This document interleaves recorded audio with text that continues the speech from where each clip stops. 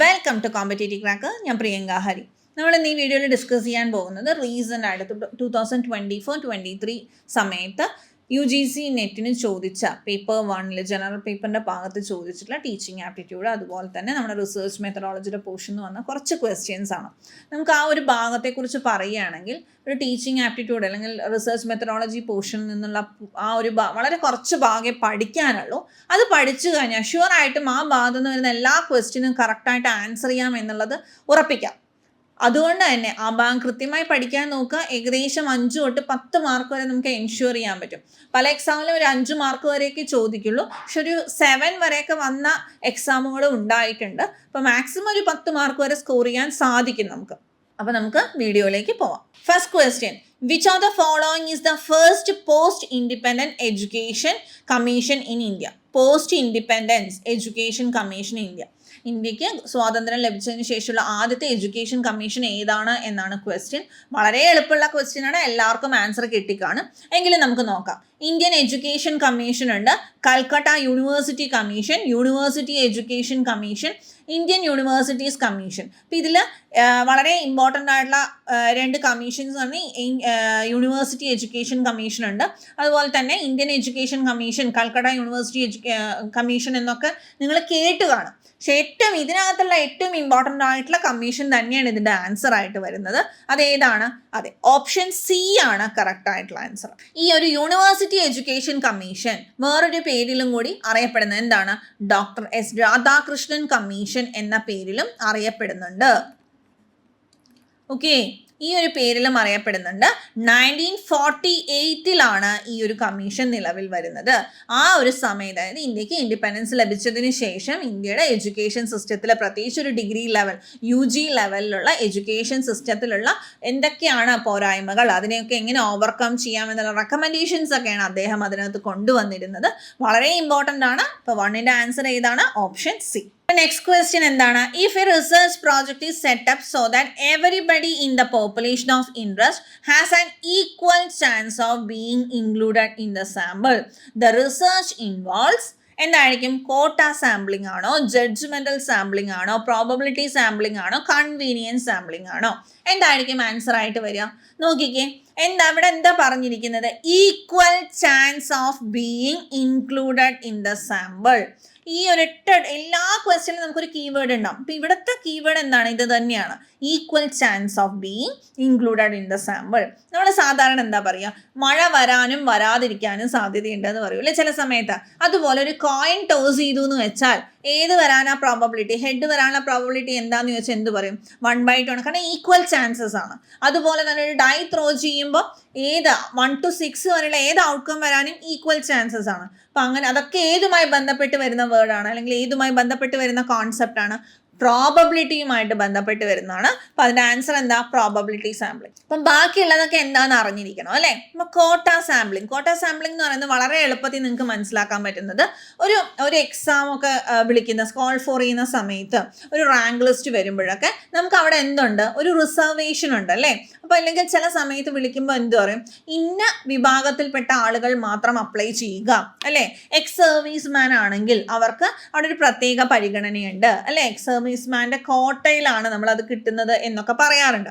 അപ്പം അത് തന്നെയാണ് കോട്ട സാമ്പിളിംഗ് എന്ന് പറയുന്നത്. ഒരു പെർട്ടിക്കുലർ വിഭാഗമായിട്ട് ഡിവൈഡ് ചെയ്ത് അതിൽ നിന്നും നടത്തുന്ന സാമ്പിളിംഗ് ആണ്. അപ്പോൾ ഓൾറെഡി അവിടെ എന്തോ ഒരു സ്പെഷ്യൽ കാറ്റഗറിയിൽ ഒരു എന്താ പറയുക കാറ്റഗറൈസ് ചെയ്ത് വെച്ചിട്ടുണ്ട്.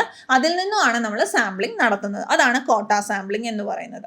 ജഡ്ജ്മെന്റൽ സാമ്പിളിംഗ് എന്ന് പറയുന്നത് ആ ഒരു വേർഡിൽ തന്നെ ഉണ്ട്. എന്താ? Judgemental.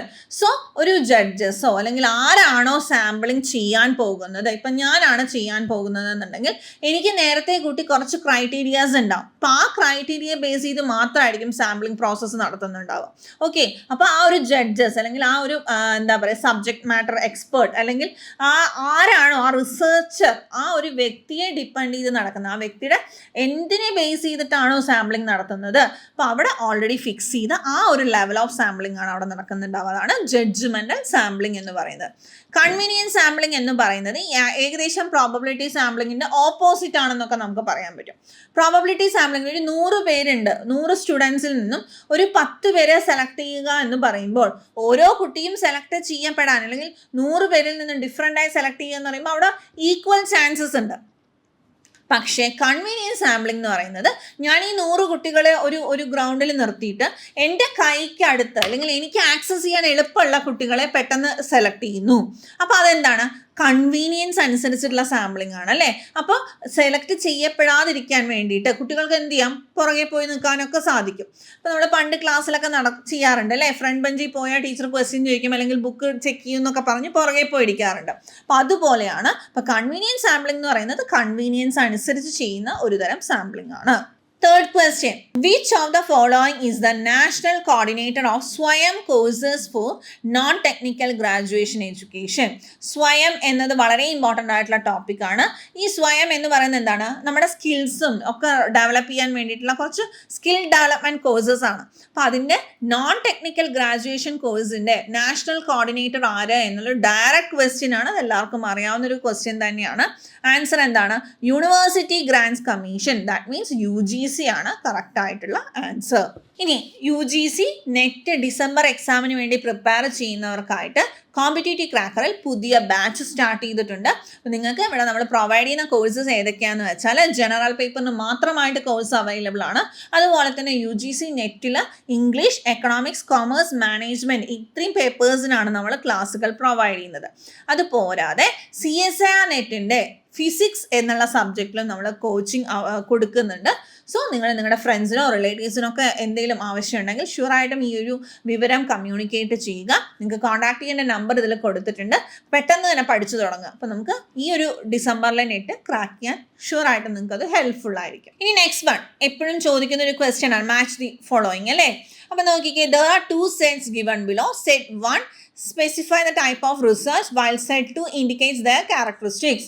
Match the 2 and give your answer by selecting the appropriate code. Okay, നോക്കുക, ഫണ്ടമെൻ്റൽ റിസർച്ച് ഉണ്ട്, അപ്ലൈഡ് റിസർച്ച് ഉണ്ട്, ആക്ഷൻ റിസർച്ച് ഉണ്ട്, ഇവാലുവേറ്റീവ് റിസർച്ച് ഉണ്ട്. അപ്പോൾ നമുക്ക് നോക്കാം എന്താ, finding out the extent of perceived impact on an intervention. അപ്പോൾ അത് ഏതാണ് ഒന്ന് ആലോചിച്ചേ. ഫൈൻഡിങ് ഔട്ട് അല്ലെങ്കിൽ finding out the extent of perceived impact on എന്നുള്ളതാണ് ഓൺ ഇൻ്റർവെൻഷൻ.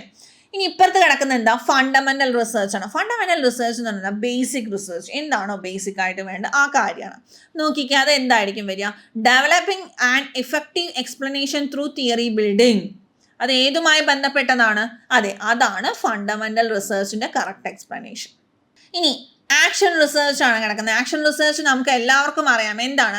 ആക്ഷൻ റിസർച്ച് എന്ന് പറഞ്ഞാൽ എന്തെങ്കിലും ഒരു പെർട്ടിക്കുലർ ആക്ഷനുമായിട്ട് റിലേറ്റ് ചെയ്ത് കിടക്കുന്നതാണ് അല്ലെ. ആക്ഷനിൽ വരുന്ന മിസ്റ്റേക്സ് കൊണ്ടോ ആക്ഷനിൽ എന്തെങ്കിലും മിസ്റ്റേക്സിനെ ഒന്നുകൂടി എന്താ പറയുക അതൊന്ന് മറികടന്ന് ക്ലിയർ ചെയ്യാനൊക്കെ വേണ്ടിയിട്ടുള്ളതാണ്.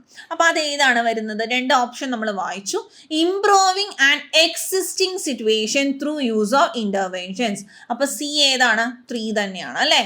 ഇനി ഇവാലുവേറ്റീവ് റിസർച്ച് നോക്കുക, exploring the possibility of a theory for use in a various situations. അപ്പോൾ അത് ഏതായിരിക്കും, അതാണ് അപ്ലൈഡ് റിസർച്ച്. എന്താണ്, exploring the possibility of a theory. നമ്മൾ പഠിച്ച തിയറി ഒരു പെർട്ടിക്കുലർ സിറ്റുവേഷന് യൂസ് ചെയ്ത് ചെയ്യുന്നത് എന്തായിരിക്കും, അപ്ലൈഡ് റിസർച്ച് ആണ്. ഇനി ഇവാലുവേറ്റീവ് റിസർച്ച് എന്താണ്, ഇവാലുവേറ്റീവ് റിസർച്ച് എന്ന് പറഞ്ഞാൽ നമ്മൾ ഫസ്റ്റ് വായിച്ച ഓപ്ഷനാണ്, finding out the extent of perceived impact on an intervention. Enriching technical resources എന്നുള്ളതിന് കറസ്പോണ്ടിങ് ആയിട്ട് ഇവിടെ ഒന്നുമില്ല. ഇത് ആക്ച്വലി ഓപ്ഷൻസ് തന്നിട്ടുണ്ടാവും എങ്ങനെയാ, A1, B2, C3, D4 എന്നൊക്കെ പറഞ്ഞ് തന്നിട്ടുണ്ടാവും. ഇവിടെ സ്പേസ് ഇല്ലാത്തതുകൊണ്ട് ഞാൻ തരാതിരുന്നാണ്. അപ്പോൾ അത് നോക്കിയിട്ട് നമുക്ക് കണ്ടുപിടിക്കാം. ഇത് നിങ്ങൾ എങ്ങനെ മാപ്പ് ചെയ്യണം എന്നത് ഞാൻ പറഞ്ഞു എന്ന് മാത്രം. On the basis of summative test, a teacher is interpreting his or her students' performance in terms of their wellness lifestyle evident in behavior. This will be called എന്താണ്, സമ്മേറ്റീവ് ടെസ്റ്റ് എന്നാണ് പറഞ്ഞത്. സമ്മേറ്റീവ് ടെസ്റ്റ് എന്ന് പറഞ്ഞാൽ complete അവസാനം നടത്തുന്ന ഒരു ടെസ്റ്റാണ്. Formative എന്ന് പറയുമ്പോൾ ഒരു പെർട്ടിക്കുലർ യൂണിറ്റ് കഴിഞ്ഞിട്ട് ഒരു ചെറിയൊരു ടൈം പീരീഡ് കഴിഞ്ഞ് അവരുടെ പെർഫോമൻസ് ഇവാലുവേറ്റ് ചെയ്യാൻ വേണ്ടി ചെയ്യുന്നതാണ്. അപ്പോൾ എന്തായാലും സമ്മേറ്റീവ് ആയതുകൊണ്ട് തന്നെ ഇവിടെ ഫോർമേറ്റീവ് വരില്ല. കണ്ടിന്യൂസ് ആൻഡ് കോംപ്രിഹെൻസീവ് ഇവാലുവേഷൻ എന്ന് പറഞ്ഞാൽ ഒരു അക്കാഡമിക് ഇയറിൽ കംപ്ലീറ്റ്ലി നടത്തുന്ന ഇവാലുവേഷനാണ്. പക്ഷെ ഇവിടെ പറഞ്ഞിരിക്കുന്നു നോക്കിയേ, performance in terms of their wellness life style evident in behaviour അല്ലേ. അവരുടെ പെരുമാറ്റത്തിൽ എന്ന് പറയുമ്പോൾ തന്നെ അവിടെ ഓൾറെഡി ഒരു ക്രൈറ്റീരിയ ഫിക്സ് ചെയ്ത് വെച്ചിരിക്കുകയാണ്. ഈ ക്രൈറ്റീരിയയിൽ അല്ലെങ്കിൽ ഇതിനെ ബേസ് ചെയ്തിട്ടാണ് ടീച്ചർ ഓരോ കുട്ടികളെയും ഇവാലുവേറ്റ് ചെയ്യുന്നത്. അതുകൊണ്ട് തന്നെ നമുക്ക് എന്തു പറയാം, directly answer criterion reference test ആണ് കറക്റ്റ് ആൻസർ എന്നുള്ളത്. കണ്ടിന്യൂസ് ആൻഡ് കോംപ്രിഹെൻസീവ് ഇവാലുവേഷൻ എന്ന് പറയുമ്പോൾ എന്തെല്ലാം വരും? കംപ്ലീറ്റ് ആയിട്ട് ഒരു കുട്ടിയുടെ അക്കാഡമിക് ഇയറിൽ എന്തെല്ലാം അക്കാഡമിക് ആയിട്ടും അല്ലെങ്കിൽ കരിക്കുലർ കോ കരിക്കുലർ എല്ലാം കൂടി കംപ്ലീറ്റ് ഇവാലുവേഷൻ പ്രോസസ്സാണ് കണ്ടിന്യൂസ് ആൻഡ് കോംപ്രിഹെൻസീവ് ഇവാലുവേഷനിൽ വരുന്നത്. അതേസമയം നോം റെഫറൻസ് ടെസ്റ്റിംഗ് എന്ന് വെച്ചാൽ എന്താണ്? നമ്മുടെ പൊസിഷൻ, നമ്മൾ ആരുമായി കോമ്പീറ്റ് ചെയ്യുന്നോ അവരിൽ നമ്മുടെ പൊസിഷൻ ഏത് എന്നറിയാൻ വേണ്ടി നടത്തുന്ന ഒരു ടെസ്റ്റിംഗ് ആണ് നോം റെഫറൻസ് ടെസ്റ്റ്. എക്സാമ്പിൾ പറയുകയാണെങ്കിൽ നിങ്ങളുടെ നെറ്റ് എക്സാം എന്ന് പറയുന്നത് കറക്റ്റും ഒരു നോം റെഫറൻസ് ടെസ്റ്റ് ആണ്. കാരണം എന്താണ്? ഓരോ നെറ്റ് എക്സാമിൻ്റെ കട്ട് ഓഫ് തീരുമാനിക്കുന്നത് അതിൻ്റെ പെർഫോമൻസിന് ശേഷമാണ്. ഒരിക്കലും നിങ്ങൾക്കിപ്പോൾ ഈ ഒരു ഡിസംബറിൽ ഇത്രയായിരിക്കും കട്ട് ഓഫ് വരിക എന്ന് നമുക്ക് പറയാൻ പറ്റില്ല.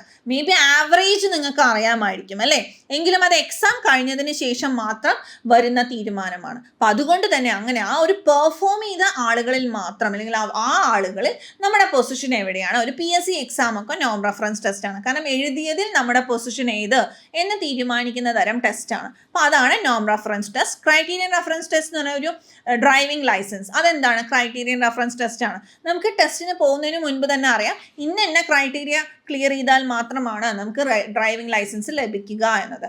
സോ ക്രൈറ്റീരിയൻ റെഫറൻസ് ടെസ്റ്റ് എന്ന് പറയുമ്പോൾ ഓൾറെഡി ഫിക്സഡ് ക്രൈറ്റീരിയ അവിടെ ഉണ്ടായിരിക്കും.